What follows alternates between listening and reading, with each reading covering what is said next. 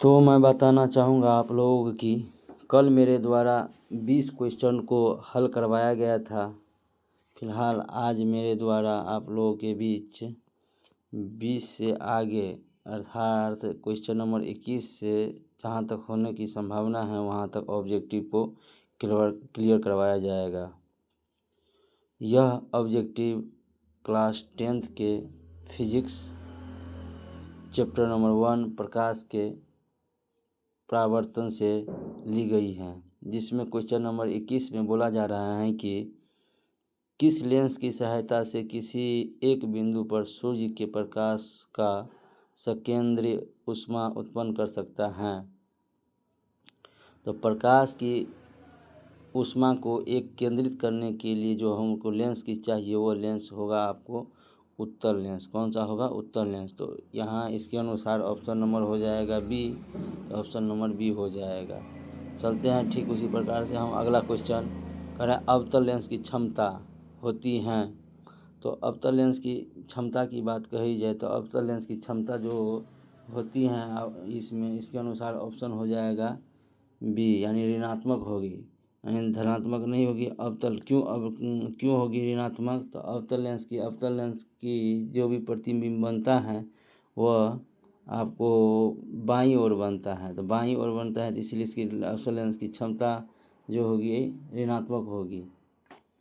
ये फोकस कहाँ होता है अवतल लेंस में? अवतल लेंस में फोकस जो होता है बाईं ओर होता है। अब बाईं ओर होता है तो इसकी क्षमता होगी ऋणात्मक होगी, यानी अवतल लेंस की फोकस कराए। अवतल लेंस ये ऐसे ऐसे ऐसे ऐसे जो अवतल लेंस होता है इसमें हम लोग ऐसे करते हैं और यहाँ से कोई प्रकाश को हम इसमें देते हैं, इसीलिए इसमें जो होगा अवतल लेंस की क्षमता होगी वो क्या होगी? ऋणात्मक। ऑप्शन नंबर बी हो जाएगी। क्या हो जाएगी? बी हो जाएगी। तो आगे चलते हैं हम लोग क्वेश्चन नंबर 23 में उत्तल लेंस की क्षमता होगी। तो उत्तल लेंस की क्षमता धनात्मक हो जाएगी, ये हो जाएगी कि उत्तल लेंस में जो भी फोकस होता है दाईं ओर होता है, इसीलिए उत्तल लेंस की क्षमता क्या हो जाएगी? धनात्मक हो जाएगी। आगे चलते क्वेश्चन नंबर 24 है लेंस की क्षमता का एसआई मात्रा क्या होता है? तो लेंस की क्षमता का एसआई मात्रा क्या होता है? डायोप्टर होता है।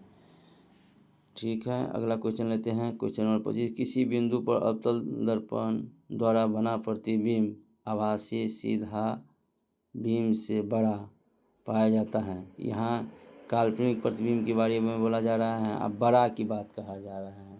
तो बड़ा प्रतिबिंब कभी भी बनता है वो आपको वो दर्पण की बात कहें तो अवतल दर्पण में ही बड़ा बनता है, उत्तल दर्पण में बनता नहीं है। तो वो भी पूछ रहा है कि कहाँ रखने पर वो बड़ा प्रतिबिंब बनेगा। तो कहाँ रखने पर बड़ा प्रतिबिंब बनेगा? तो ध्रुव और फोकस के बीच, पहला मुख्य फोकस और वक्रता केंद्र के बीच नहीं, केंद्र पर जाएगा, जितना दूर जाएगा उतना छोटा बनेगा, जितना नज़दीक रहेगा वस्तु उतना बड़ा प्रतिबिंब बनेगा। तो वक्रता केंद्र की बातें नहीं होगी यहाँ। सी में भी वक्रता केंद्र से परे ये भी नहीं, ध्रुव और फोकस के बीच नज़दीक होगा, इसीलिए इसमें हो जाएगा डी, ऑप्शन नंबर डी।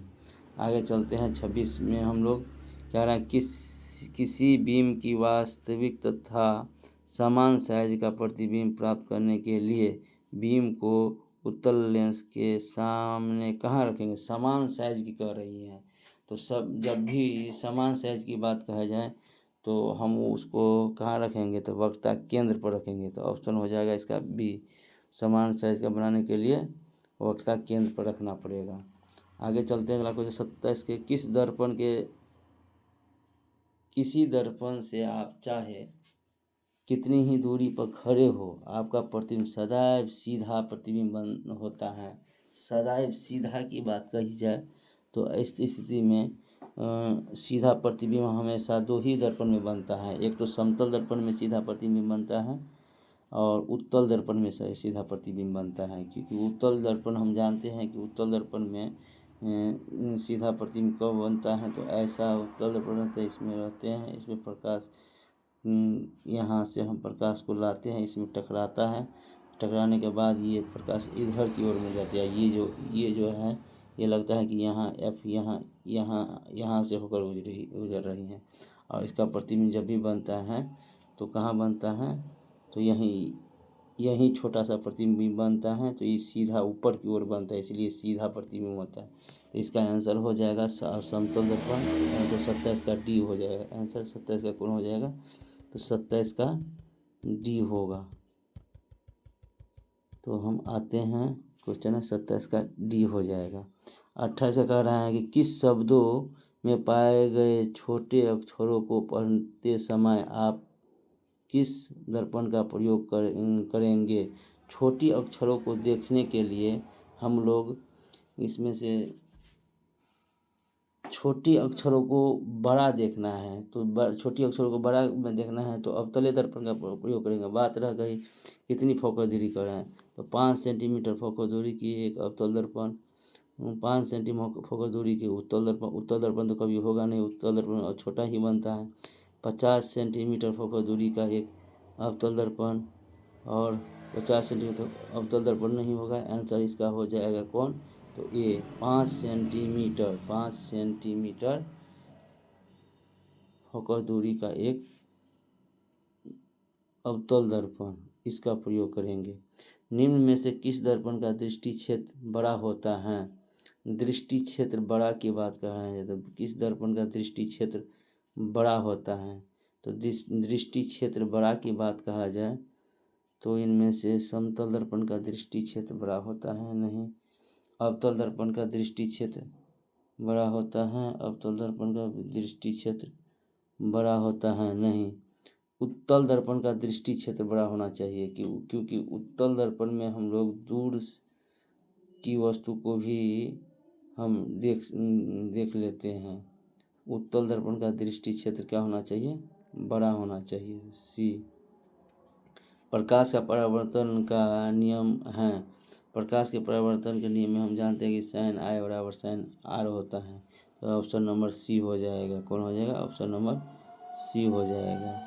तो किस पारदर्शी माध्यम का अपवर्तनांक होता है, किसी पारदर्शी माध्यम का अपवर्तनांक होता है, तो हम जानते हैं कि पारदर्शी माध्यम का अपवर्तनांक होता है कि sin I बटा sin R के अपवर्तनांक का यही होता है, जिसे स्नेल का नियम भी कहते हैं। ए, तो 31 का हो जाएगा ए।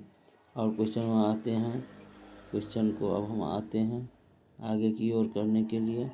क्वेश्चन नंबर अब हम आते हैं कहाँ पर, तो क्वेश्चन नंबर आ जाते हैं 32 पर। अब प्रकाश का अपवर्तन नियम यानी स्नेल का नियम है, वही ऑप्शन नंबर 1 होगा, sin I बटा sin R। ये हो जाएगा, ये हो जाएगा ऑप्शन नंबर ए।